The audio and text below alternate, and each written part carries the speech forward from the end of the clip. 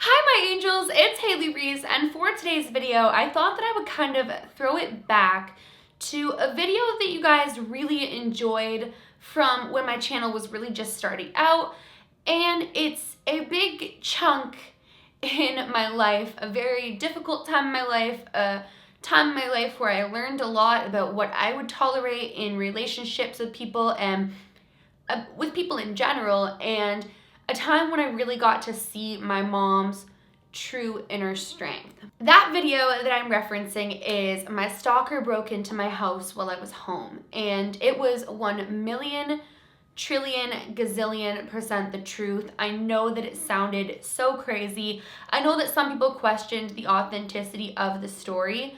Not too many, but there were a few people, and I think the number one thing that had people questioning the authenticity of that story was the fact that I hadn't called 911 while in the closet. But when you're that young and somebody that you fear so much has just come into your home and you're hiding in the closet, you aren't thinking clearly, you aren't thinking straight, and all that I could think was that I needed my mom to get home, so that's why I had decided to call. This stalker of my family's was such a terrifying individual, and there were times where he did certain things that really led us to believe, and lead me to believe even more now as an adult, looking back in hindsight, that there was a chance, if things had been different or a certain situation could have occurred, that he may have tried to kill us.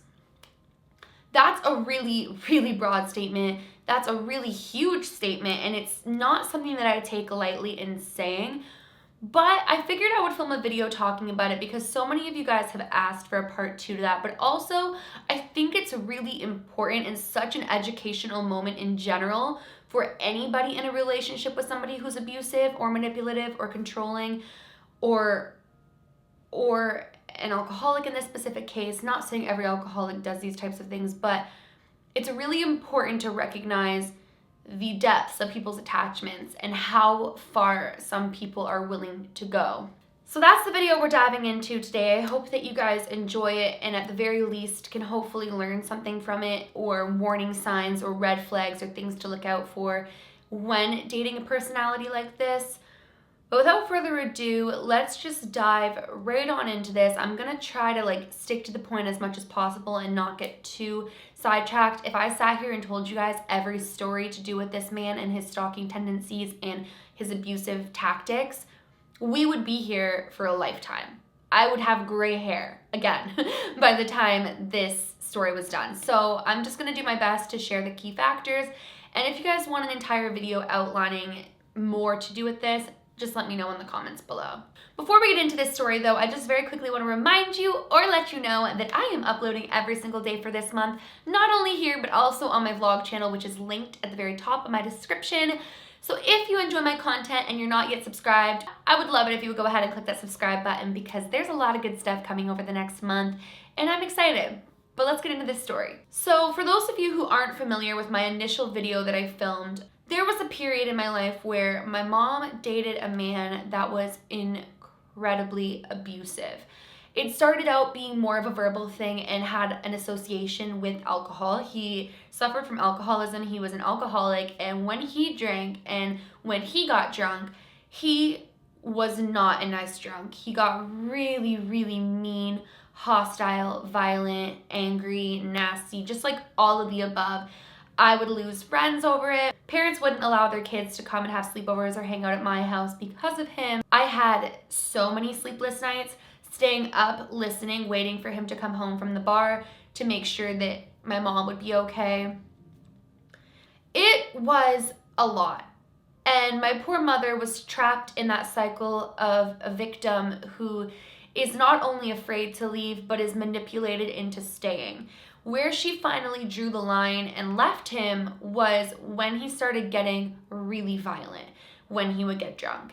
And that became the point where it wasn't just about her anymore, it was about her kids, and she knew that for us, that she had to leave.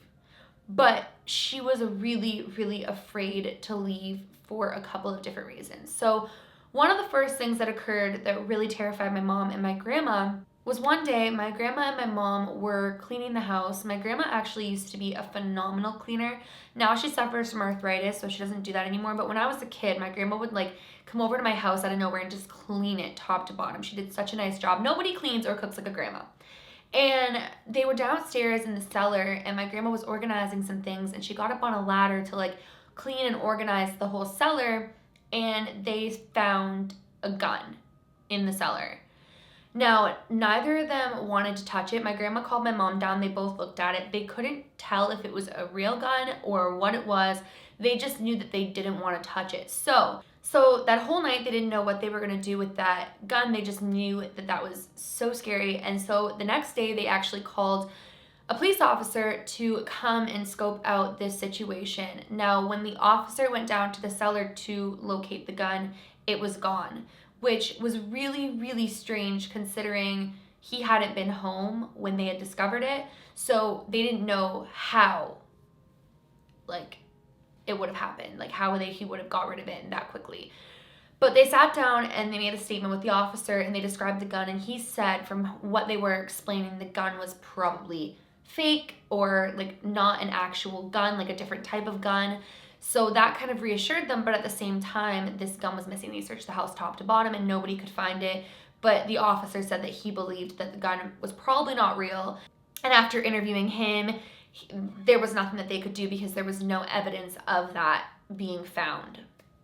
So that really scared my mom at that point, and that was around right before she left him. Like, she was about to leave him when she found that, and that just made her even more terrified to leave.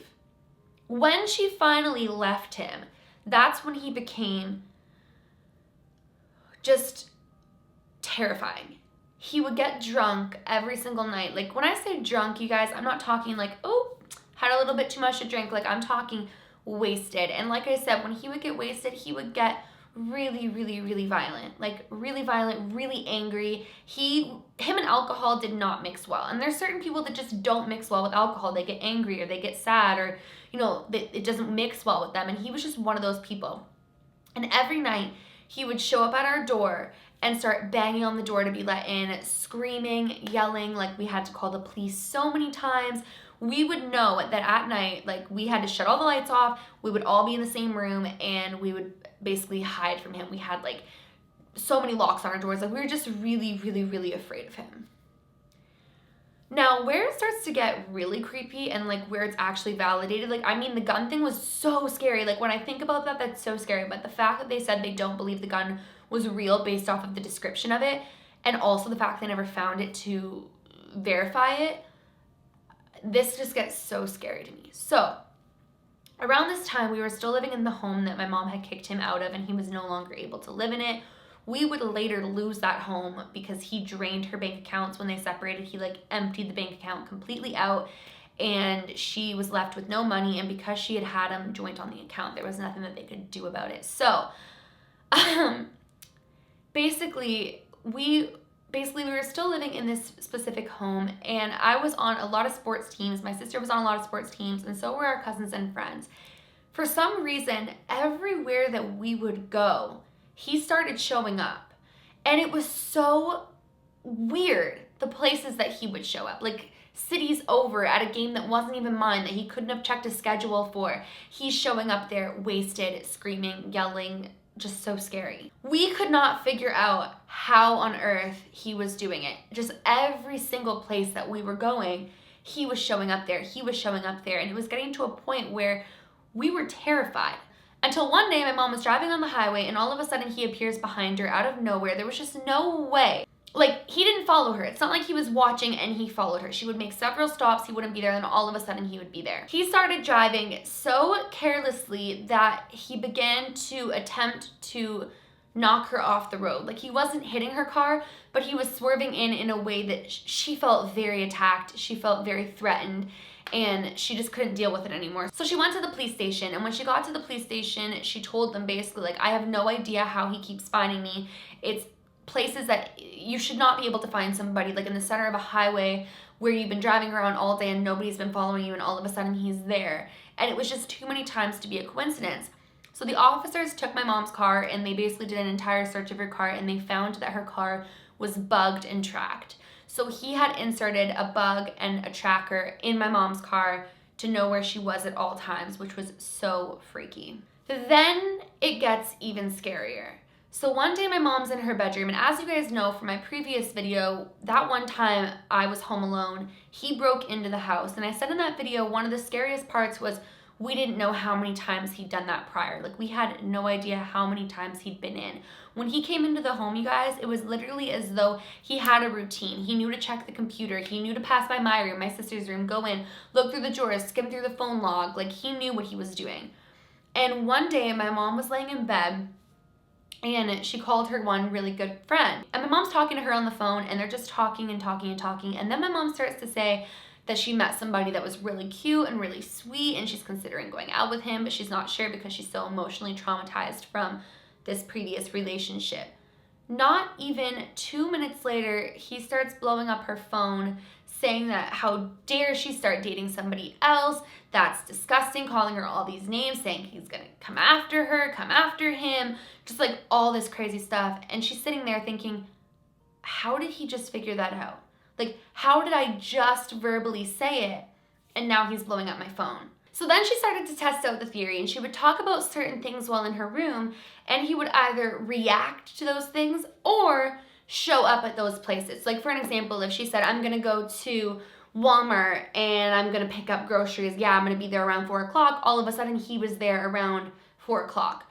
So she started to think that the whole room was bugged. They had searched the room top to bottom, they couldn't find anything, but there was no explanation as far as how he had figured out these things and how she would get these messages just minutes after talking on the phone. Shortly after that, we ended up losing our home because, like I said, he had drained her entire bank account. She didn't have any money. She was starting up from scratch. So we lost our home and we wound up moving somewhere else. And all of these followings stopped. There was no longer a bug or a tracker in my mom's car, and we moved into a new place and we didn't see him everywhere anymore. Like, that part of our lives stopped. But he would still pop up out of nowhere, finding my mom's new phone numbers, finding my phone number, finding me on Facebook, finding me on this one. We had him blocked off of everything, got a restraining order. Every single thing was done properly. He would still pop up. He still pops up. Like, he is, honestly, this has been like over 10 years ago now, and he's still popping up out of nowhere. And what's so crazy about this to me is when you look at the fact that they found that in the cellar, that he was tracking on my mom's car, that he tried to run her off the road, that he would threaten to kill her or anybody she dated if she were to date again, that he maybe bugged her room. We know he broke into the house because I was home when he did. It just really makes you question what this individual was capable of and what this person was going to do or could have done. We are so fortunate. The restraining order we have in effect right now seems to be doing the trick of keeping him away, but it's just so scary to me, the power of a manipulative, abusive person. It is so scary to me and such a sad, horrifying, terrifying thought that there is somebody out there in a relationship with somebody like this right now as we speak, and there's somebody out there afraid to leave like my mom was. And if you're somebody in an abusive relationship, no matter the degree of abuse, as hard as it is to leave, you need to leave. You can seek help and you can get out safely. And it's so sad that women and men are terrified to leave relationships because they're terrified of what that individual will do. My mom was terrified of what he would do if she truly left him. And he did drain her bank account, and he did break into our house so many times, and he did bug her, and he did follow us and stalk us and really, really try to instill fear into us. But now she's living freely. She's with the love of her life, and life has went on. Life has moved on. It's so scary when somebody's being stalked. And it's just so scary to think of what could have happened. So I wanted to share this story with you guys today to kind of extend on what we went through and what type of person this was, and kind of extend on that previous story that I told that you guys enjoyed so much, and just make a part 2 to it, because it was a really terrifying time in my life, but it really taught me what I would be willing to take from somebody in a relationship and where I draw the line as far as respect goes and as far as mutual understanding and just anything to do with relationships. It set a standard of this is what I will not tolerate, and I am very thankful that I was able to interpret that from the experience that we went through. My mom is the strongest woman that I know, and it was so sad that for a span of her life, somebody made her feel weak and intimidated and afraid.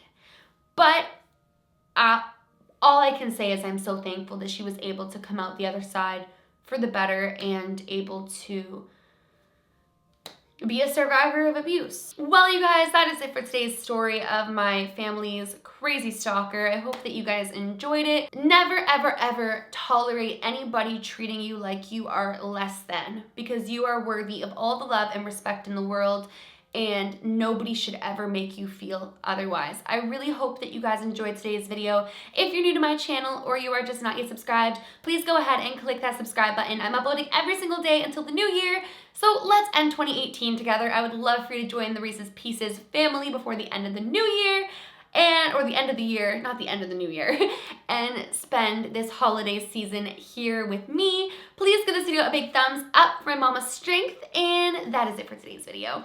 Remember, my loves, do all things with kindness, and until tomorrow, I love you guys.